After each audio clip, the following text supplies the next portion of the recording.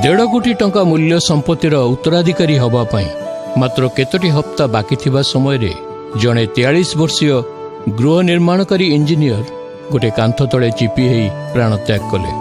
ପ୍ରବଳ ବାତ୍ୟା ସମୟରେ ଇଞ୍ଜିନିୟର ଜଣକ ଏକ ନବନିର୍ମିତ କାନ୍ଥ ପାଖରେ ଆଉଜିକି ଛିଡ଼ା ହୋଇଥିଲେ। ଆଉ ଏହି ସମୟରେ କାନ୍ଥଟି ଭୁଷୁଡ଼ି ପଡ଼ିଲା ଏବଂ ସେ ତା ତଳେ ଚିପି ହୋଇ ମୃତ୍ୟୁଭୋଗ କଲେ। ସତରେ ମଣିଷର ଜୀବନ ଯେ କେତେ କ୍ଷଣଭଙ୍ଗୁର ଓ ଅସ୍ଥାୟୀ ଏ ବିଷୟ ଜଣେ ରାଜାଙ୍କୁ ବିସ୍ମୟାନ୍ୱିତ କରୁଥିଲା। ମନୁଷ୍ୟ ଯେ କେତେ ଅନିଶ୍ଚିତ ଅବସ୍ଥା ମଧ୍ୟ ଦେଇ ନିଜ ଜୀବନରେ ଗତି କରିଥାଏ ସେ ବିଷୟ ସେ ରାଜା ଭଲ ଭାବରେ ଜ୍ଞାତ ଥିଲେ। ସେ ଜାଣିଥିଲେ ଯେ ନିରାପତ୍ତା ମନୁଷ୍ୟର ଅଧିକାରଭୁକ୍ତ ନୁହେଁ। ସେ ଅନ୍ୟ ଏକ ଗୁରୁତ୍ୱପୂର୍ଣ୍ଣ ବିଷୟ ଆବିଷ୍କାର କରିଥିଲେ ଏବଂ ତାହା ହେଉଛି କୌଣସି ବିଷୟ ଲାଭ କରିବା ପାଇଁ ମନରେ ଲାଳସା ଜାତ ହେଲେ କିଛି ସମୟ ପରେ ସେହି ବିଷୟଟିକୁ ହରାଇବାର ଭୟ ମଧ୍ୟ ଜାତ ହୁଏ। ତେଣୁ ସେ ଏହି ସିଦ୍ଧାନ୍ତରେ ଉପନୀତ ହେଲେ ଯେ ପ୍ରକୃତରେ ଜ୍ଞାନୀ ସିଏ କେବଳ ବର୍ତ୍ତମାନ ମୁହୂର୍ତ୍ତ ନିମନ୍ତେ ବଞ୍ଚି ରହେ।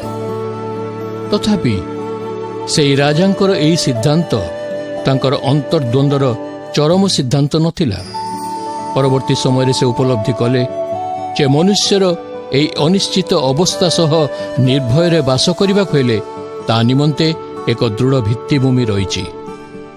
ସେ କହନ୍ତି ଯେ ପରମେଶ୍ୱରଙ୍କୁ ଭୟ କର ଆଉ ତାହାଙ୍କର ଆଜ୍ଞା ସବୁ ପାଳନ କର। ପରମେଶ୍ୱର ଯେ ପ୍ରତ୍ୟେକ କର୍ମ ପଡ଼ି ଭଲ କି ମନ୍ଦ ପ୍ରତ୍ୟେକ ଗୁପ୍ତ ବିଷୟ ବିଚାରରେ ଆଣିବେ।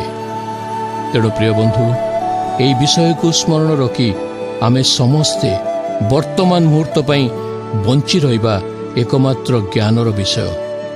ଈଶ୍ୱରଙ୍କ ବାକ୍ୟ କହେ, ଅତି ସୁନ୍ଦର ଭାବରେ ବୁଝେଇ ଦିଏ, ତୁମ ହସ୍ତ ଯେକୌଣସି କାର୍ଯ୍ୟ କରିବାକୁ ପାଏ ତାହା ଆପଣା ଶକ୍ତିରେ କର, କାରଣ ତୁମେ ଯେଉଁ ସ୍ଥାନକୁ ଯାଉଅଛ ସେହି କବରରେ କୌଣସି କାର୍ଯ୍ୟ କି କଳ୍ପନା କି ବିଦ୍ୟା କି ଜ୍ଞାନ ନାହିଁ।